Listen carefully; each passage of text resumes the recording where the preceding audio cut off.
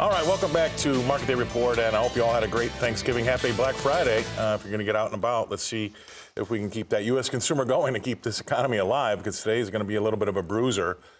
We had some news of a new variant overnight, which has sent the stock market tumbling today. So before we even open up today, I'm going to tell you we're going to have a risk-off day, at least in the beginning. The Dow Jones was down over 800 points as we were driving in here, so we'll see how most of the investors, if they wake up and have to probably drag themselves back into the office today, because it's just going to be one of those days.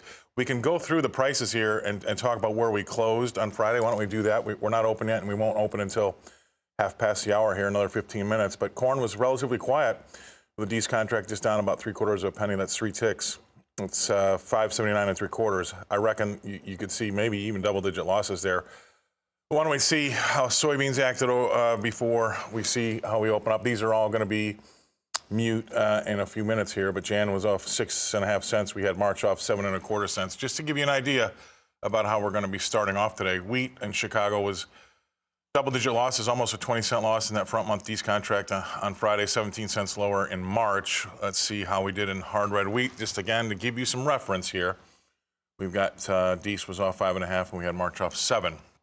Moving over to Kansas or Minneapolis in the spring wheat, this was quiet. We'll see if it can stay quiet. I don't think so, but we'll see. 1.5 cents lower in that D's contract, and we were down 0.5 cent in March. And then finally, we'll take a look at cotton. Cotton was off hard on Friday. I'd expect to see maybe a little bit more of that move again today, but we were off 332 points to 117.06. Let's also take a look at how the crude oil is doing. This is something that's open right now and trading. If we take a look at crude oil, look at that. $5 lower with a 73.14 last. That's a big, big sell-off. Why don't we bring in Brian Hoops from Midwest Market Solutions. All right, Brian, this is where you earn your hay. Where are we going to open up? How does that sound? Hey, good morning, Scott. Hope everyone had a great Thanksgiving. Coming back after the Thanksgiving, boy, it's sure ugly this morning. Stock market down sharply, crude oil sharply lower. So you can expect that the cattle market is going to be directly impacted with some big losses early in the session. The grains are expected to be down sharply as well. A lot of following this crude oil market. I think we're going to see kind of a risk-off approach to the trade this morning. So we've seen calls, in the 10 to 15 cent lower range for soybeans. I think that may be a little conservative right on the opening. Now, we may not close that way, but at least to start the morning session here, I think we're going to trade fear before fact, and the fear that we're going to have another outbreak of this COVID is kind of running rampant across a lot of these sectors. You mentioned crude oil, you mentioned the stock market, the Dow, what's happening there. And I think that spills over into our commodities when we do start trading here at 8:30. Yeah, there's going to be no way we can get away from the crosshairs here. They're going to come for, corn's going to have some big losses too. If that oil market's, off $5, that's not going to be good for ethanol, and that will bleed into obviously corn. So today's going to be risk off. Today's going to be headlines and other products. It's going to be trading information that isn't really relevant to what our products are, but it's just going to be one of those days where we're going to get wagged around, because of what's been happening out there. But I need, everybody needs to put this in perspective. I know COVID's a very, very serious thing, and a lot of people have lost some loved ones, but I just want to put it in reference. It's not the boogeyman that it may seem, and hopefully the markets come to their senses and kind of take more hold of that, because we lose more people per day from cigarette smoke than we do from COVID right now. So just to make sure that everybody's calm, cool, and collected. We're never going to get rid of it, but we can mitigate it as best we can. We'll see how the markets really react to that as we open up, but we're going to go away. Stay right there. Brian will come back and talk livestock with Brian Hoops after these messages. All right, welcome back to Market Day Report. I'm Scott Shelley, otherwise known as the Cow Guy. I wore a cow shirt for Thanksgiving yesterday. Keep the brand going. Thanks for tuning in with us. Happy Black Friday. Unfortunately, it's going to be a little bit of a Black Friday in the markets here. Let's see where we went home in these livestock markets so you know where we started from as we open up here in about 9 minutes. We were up here in the live cattle market in December, $2.50 to $137.90. How did we fare in feeders going home? They were also higher by $2.55 at $166.92 in the Jan market. So keep an eye. We were up $2.5 in those cattle contracts before we had the news overnight about this new variant in South Africa. We'll see how that shakes things out here. But lean hogs also had a decent day on Friday. December was up $1.27 at 75.42. Let's bring in Brian Hoops from the Midwest Market Solutions.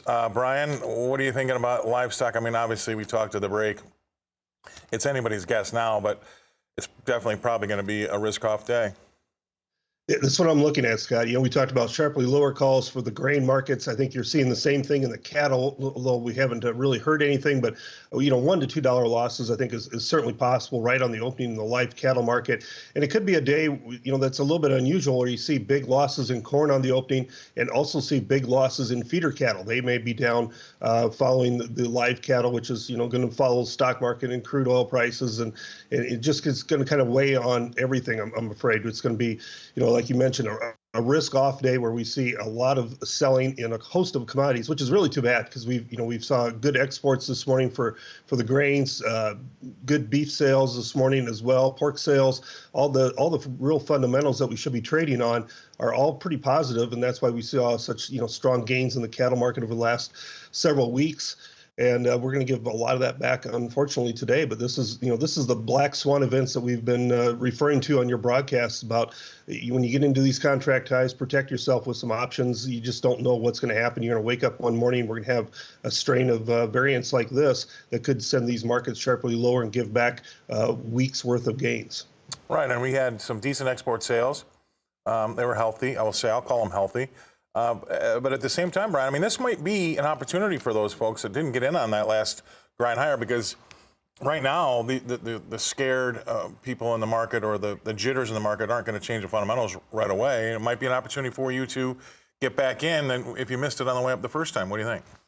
Yeah, absolutely. Some of the calls we're getting already this morning is, nervous about what's going to happen, but also is this an opportunity to step in and buy, get into some long DC-22 contracts of corn on a sharply lower move today, looking at maybe some inflationary factors that could drive prices higher, including, fertilizer costs, seed input costs, chemical costs, that sort of thing. So, yeah, there's going to be some opportunities. There always is, and that could develop here in the cattle market as well, because these are otherwise pretty strong bull markets, except for what we're hearing overnight with this new variants of the COVID strain. Well, we're going to have to manage the knee-jerk today. That's what it's going to all be about, especially with a lot of folks not even in. So we'll see. All right, thank you very much, Brian Hoops from Midwest Market Solutions. Have a great weekend. Thanks for being on the show. I'm going to bring it back to Nashville and throw it back over to Janet.